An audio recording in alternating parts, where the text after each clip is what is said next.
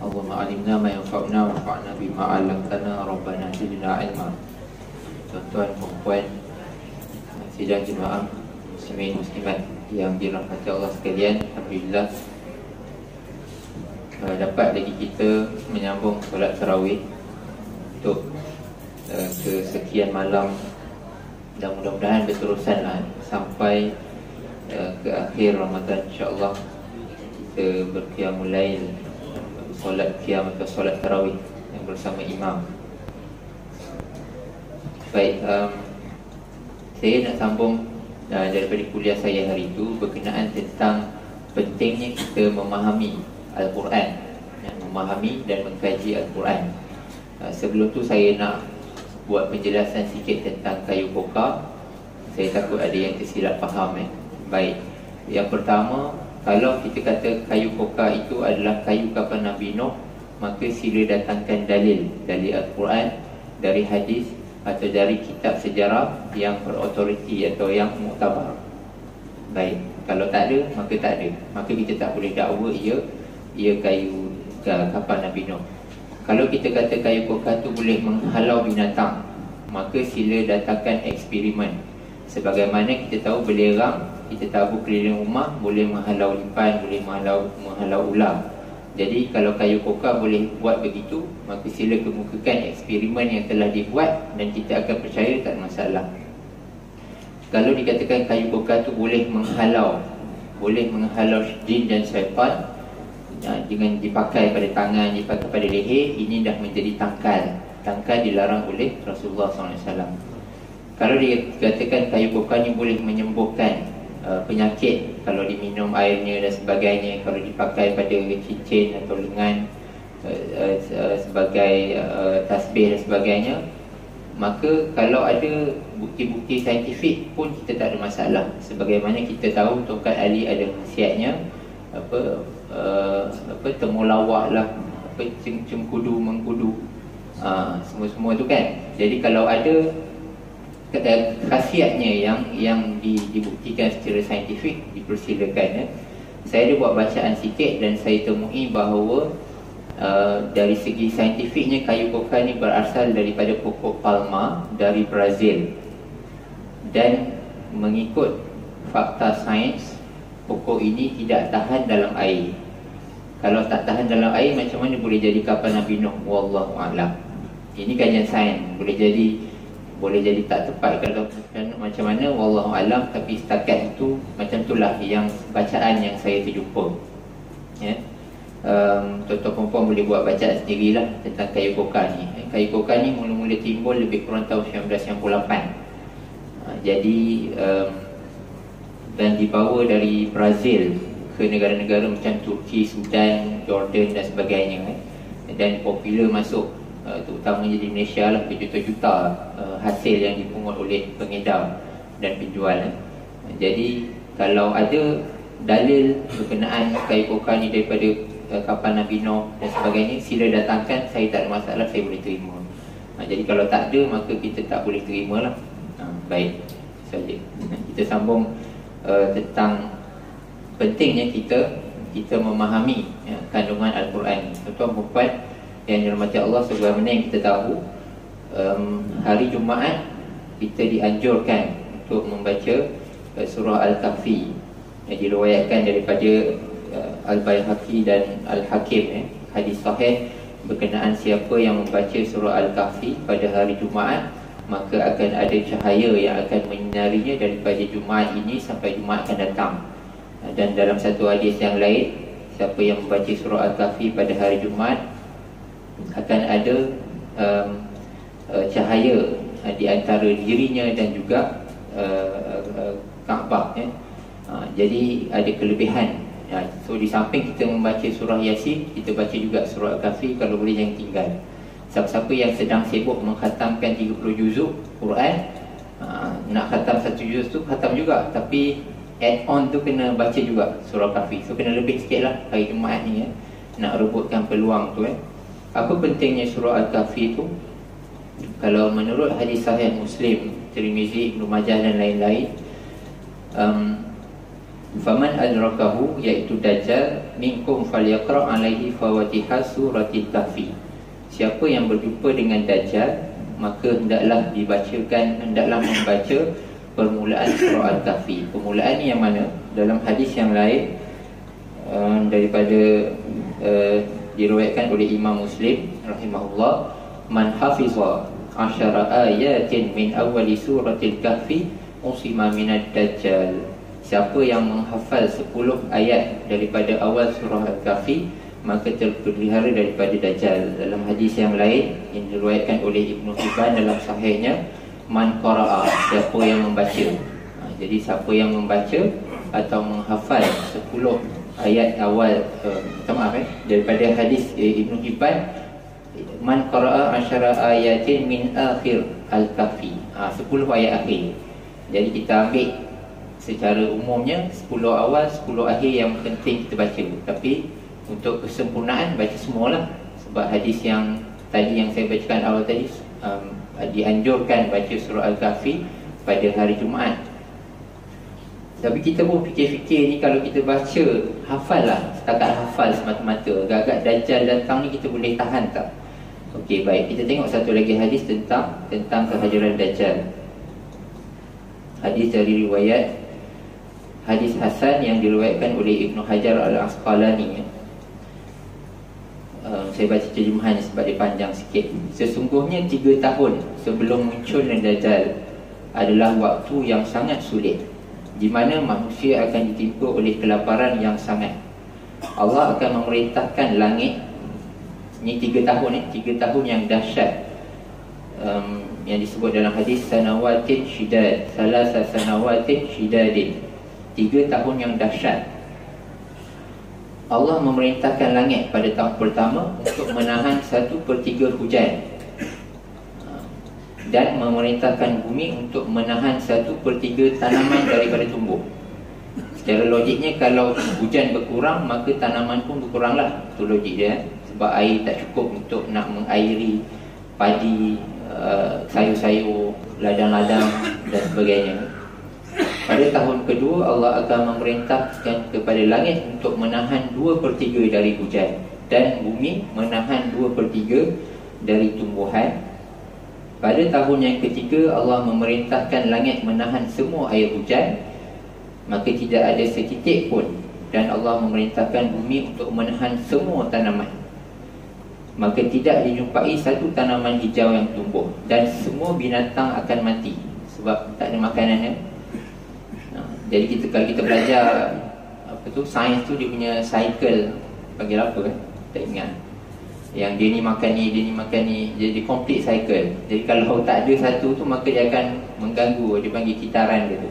Saya tak ingat lah apa dia punya nama dia, ya.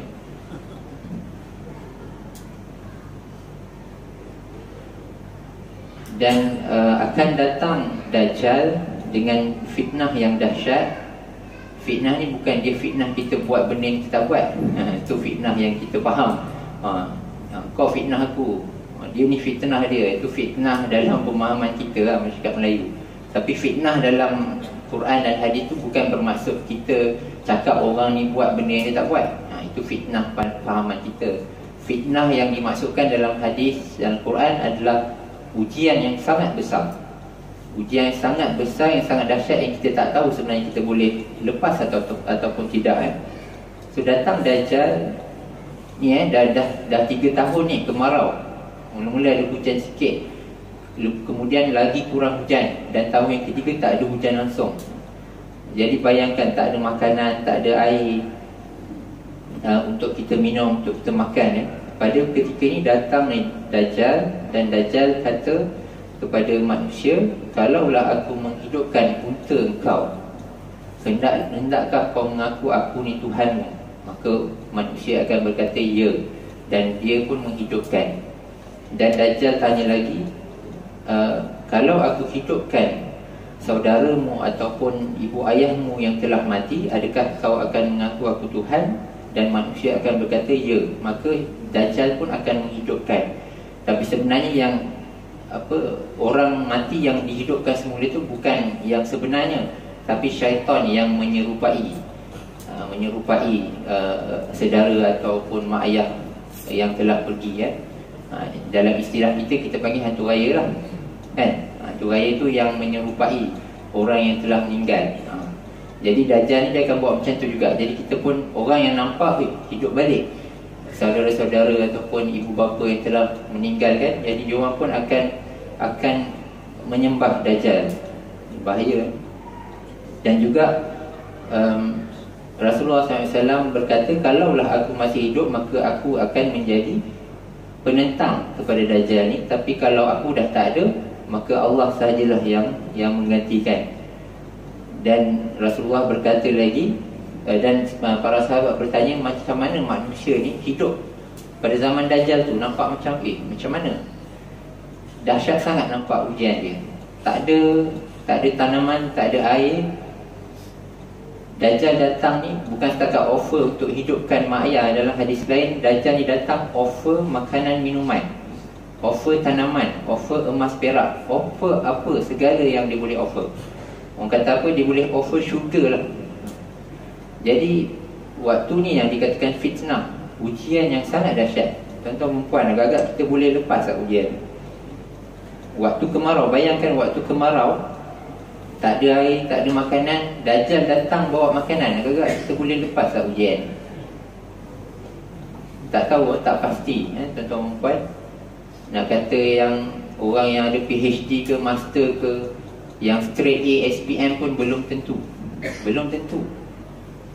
Ini adalah ujian yang sangat besar. Sahabat tanya macam mana orang mukmin nak menghadapi benda tu, maka Rasulullah kata tasbih dan taqdis. Orang-orang mukmin ni dia akan hidup dengan memuji Allah dan menyucikan Allah Subhanahu Wa Taala. Itu je makanan orang mukmin pada ketika itu. Tuan-tuan puan yang rahmati Allah sekalian,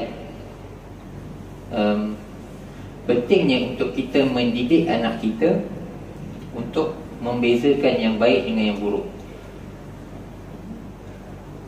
Dalam surah Al-Baqarah, ayat tentang puasa pun sebut, Syahrul Ramadan allazi unzila fihi al-Quran hudan linnas wa bayyinatin minal huda wal furqan. Furqan tu neraca pertimbangan, kita punya decision making untuk pilih yang baik ke yang buruk. Ketika datangnya Dajjal dalam keadaan tak ada air, tak ada makanan, Dajjal offer makanan dan air, agak-agak apa neraca pertimbangan kita masa tu? Jadi kita pun tak tahu kita boleh lepas atau tak. Dalam satu hadis yang lain, hadis riwayat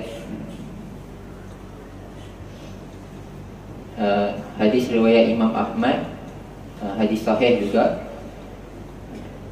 Dajjal akan turun dari daerah dataran bergaram yang bernama Marikana. Ni kalau nak buat teori konspirasi ni, kita kata Marikana ni Amerika apa? Tapi ini tak ada, saya pun tak study apa ni nama tempat Marikana ni. Dataran bergaram. Dataran bergaram ni maksudnya bukit yang ada garam lah kot. Yang paling ramai akan menjadi pengikutnya adalah kaum wanita, sehinggakan seorang lelaki akan bersegera pulang ke rumahnya untuk melihat, menjaga isteri, ibu, anak perempuan, saudara perempuan, ibu saudara. Kemudian diikatnya mereka kerana bimbang jika mereka keluar lalu bertemu Dajjal dan menjadi pengikutnya. Nampak tak? Ni gambaran di masa akan datang, waktu Dajjal muncul, orang akan ikat saudara-saudara, ibu, isteri, anak perempuan, ibu saudara mereka. Sebab apa yang di-offer oleh Dajjal ni sangat menarik. Waktu yang kontang, tak ada apa-apa, dia offer makanan. Jadi secara mudahnya memang orang akan pergi. Pergi tu maksud, bila terima offer Dajjal tu, maksudnya memang akan menjadi pengikut Dajjal lah.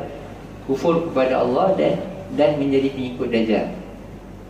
Sedangkan Dajjal ni, dia terang-terang tertulis di dahinya perkataan kafir. Dalam hadis riwayat Imam Muslim,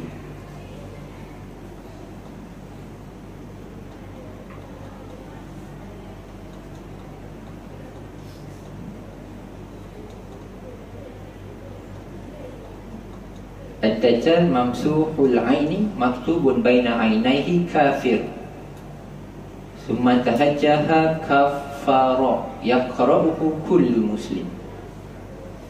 Hadis sahih Muslim.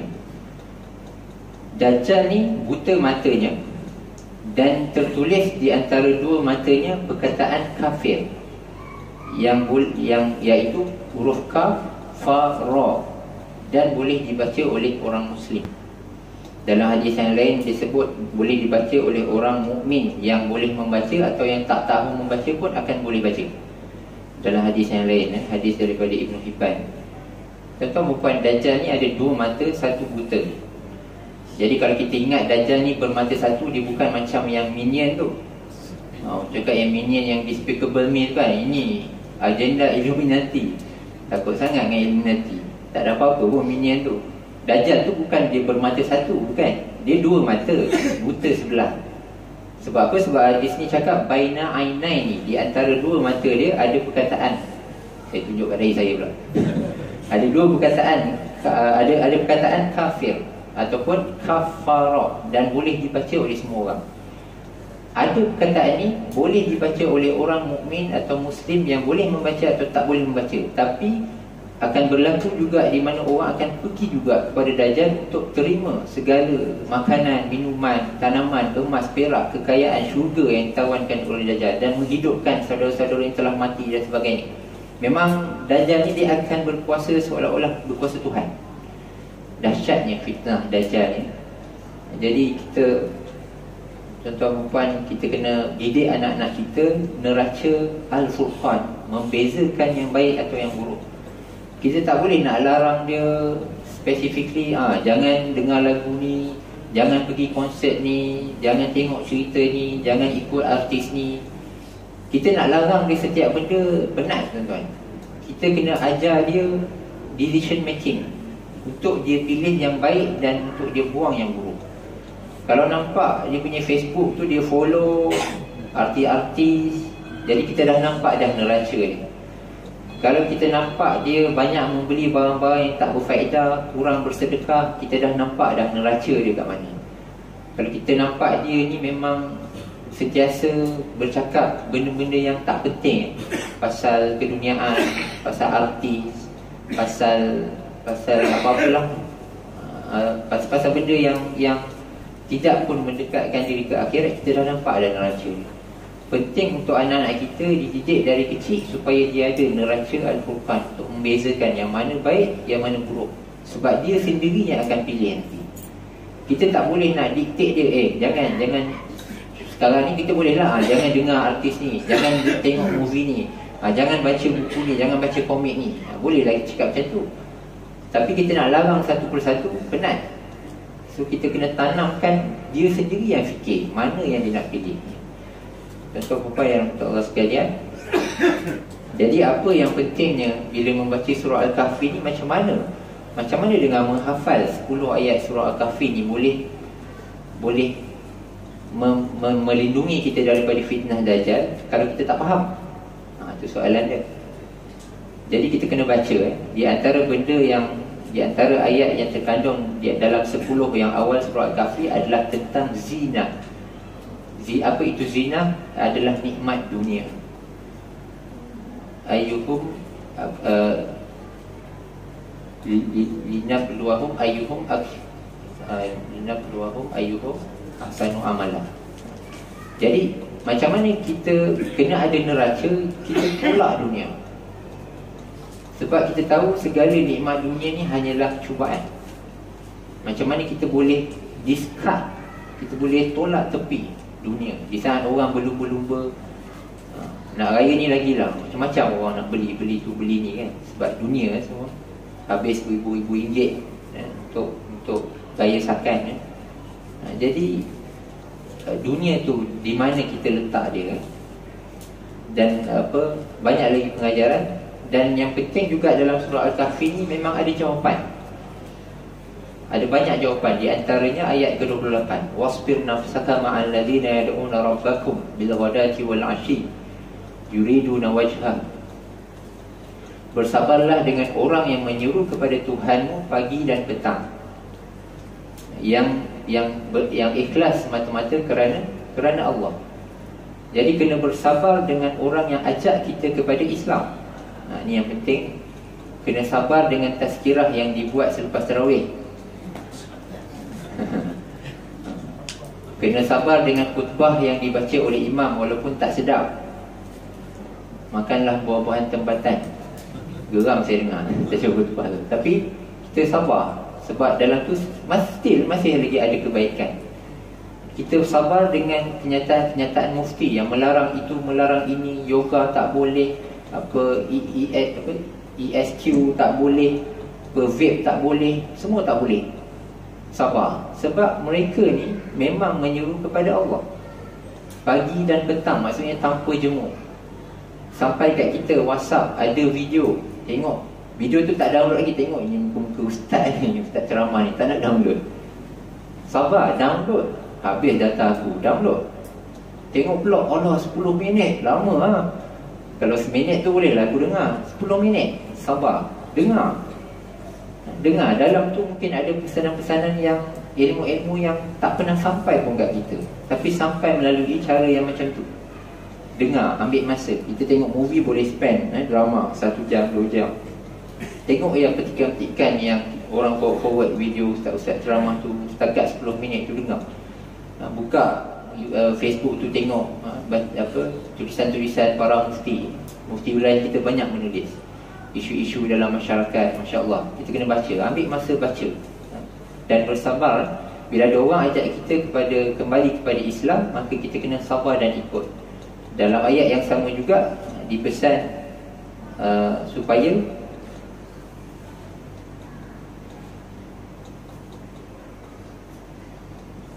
wala tuti' man aghfalna qalbahu an dzikrina wattaba'a hawahu wa kana amruhu furuqa. Ayat ke-28 surah Al-Kahfi juga. Jangan ikut orang yang lalai hatinya. Siapa orang yang lalai hatinya? Antaranya yang paling senang kita sebut, contoh artis. Kalau Facebook kita tu banyak follow artis daripada follow ulama', tu tanda. Tanda. Maksudnya kita selalu follow orang-orang yang tak mendekatkan kita kepada agama. Cuba follow Facebook Mufti Wilayah, Facebook macam Dr. Basit, Facebook Nu'man Ali Khan. Follow dia orang ni pun dah cukup sibuk dah nak tengok apa yang dia orang share, apa video yang dia orang, ajaran-ajaran ilmu-ilmu yang dia orang sampaikan. Sibuk nak follow artis, makan kat mana, melancong kat mana. Tak payah. Benda tu melalaikan dan menjauhkan kita dari agama. Tuan-tuan perempuan, sebab tu saya kata penting untuk kita membaca makna. Cuba bila baca surah Al-Kahfi pun, cuba tengok. Jangan tengok makna semua perkataan. Tak habislah baca hari Jumaat tu. Hari Sabtu, Ahad pun tak habis. Ambil sikit-sikit. Jumaat ni ambil 10 ayat pertama, tengok makna dia. Jumaat depan mungkin tengok yang 10 akhir pula. Lepas tu Jumaat lagi satu mungkin boleh tengok tafsir sikit, tafsir pimpinan Ar-Rahman tu. Sikit-sikit, tak payah nak bebankan sangat, sikit-sikit. Mudah-mudahan bermanfaat untuk kita. Dan untuk akhirnya, untuk penutup, saya kongsikan satu doa yang kita boleh baca di penghujung tahiyat akhir sebelum salam. Doa yang diajar oleh Rasulullah SAW, diriwayatkan oleh Abu Hurairah, riwayat Imam Muslim rahimahullah. Apabila seorang kamu bertasyahud, iaitu bertahiyat akhirlah, hendaklah dia berlindung daripada Allah, berlindung dengan Allah daripada 4 perkara. Allahumma inni a'udzubika min azabi jahannam wa min azabil qabr wa min fitnatil mahya wal mamat wa min syarri fitnatil masih ad-dajjal. Semua tahu kot doa ni, biasa dengar kan. Kalau nak teks nanti kita boleh tulis kat whiteboard bawah tu, macam mana tu. Ya Allah, sesungguhnya aku berlindung denganmu dari azab neraka Jahannam, daripada azab kubur, daripada fitnah hidup dan mati, dan dari kejahatan fitnah Al-Masih Ad-Dajjal. Sehari banyak kali pun kita boleh doa, sebab setiap kali tahiyat akhir. Memang selepas tahiyat akhir ni, lepas kita asyhadu an la ilaha illallah dan kita selawat tu, memang sangat-sangat dianjurkan untuk berdoa sebelum salam. Memang ulama tekankan jangan bagi salam selagi tak doa. Doa apa-apalah, dan antara doa yang penting doa ni. Jadi kalau solat fardu kita buat, solat sunat kita buat, banyak kita dapat. Dan berapa tahun kita hidup, maka banyaklah kita baca doa ni. Mudah-mudahan dapatlah kita berlindung daripada fitnah Dajjal yang sangat dahsyat tu. Jadi kita pun tak tahu macam mana nanti. Wallahu a'lam, mudah-mudahan kita terselamat daripada fitnah Dajjal. Kalau saya ada kelapangan yang lain, saya akan kongsikan perkara-perkara lain lah tentang Dajjal ni dan macam mana yang akan berlaku dengan Imam Mahdi dan sebagainya. Saya sudahi setakat itu dulu. Minta maaf atas kekurangan dalam penyampaian. Mudah-mudahan bermanfaat untuk kita semua. Aku lupa qawli hadza wa astaghfirullahalazim li wa lakum. Subhanakallahumma wa bihamdika asyhadu an la ilaha illa anta astaghfiruka wa atubu ilaik. Assalamualaikum warahmatullahi wabarakatuh.